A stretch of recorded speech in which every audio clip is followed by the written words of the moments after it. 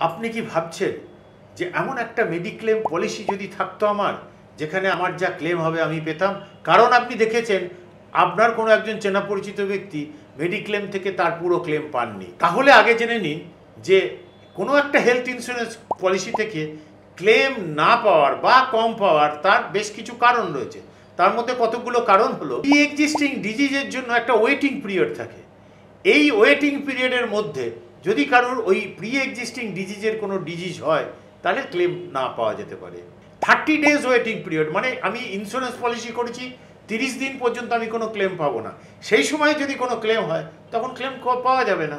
Insurance কোম্পানিকে আমি policy নেওয়ার সময় মিসডিক্লারেশন করা হয়েছে, মানে যা বলার কথা তথ্য বলা হয়নি, সেটা যদি প্রমাণ হয় ক্লেম নাও পাওয়া যেতে পারে। এছাড়াও আরও কতকগুলো কারণে ক্লেম কম পাওয়া যেতে পারে বা না পাওয়া যেতে পারে। একটা হচ্ছে কোপে ক্লজ থাকে, ক্যাপিং ক্লজ থাকে, এই নন মেডিকেল আইটেমের ব্যাপার থাকে।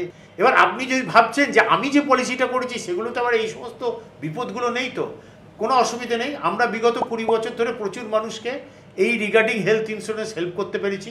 আপনিও যদি আপনার পলিসি করা আছে সেটাকে চেক করে নিতে চান, বা নতুন কি পলিসি করলে আপনি ক্লেম কম পাবেন না, ঠিক ক্লেম পাবেন, তাহলে আপনি আমাদের এই নাম্বারে যোগাযোগ করুন, আমাদের ওয়েলথ কোচরা আপনাকে হেল্প করে দেবে।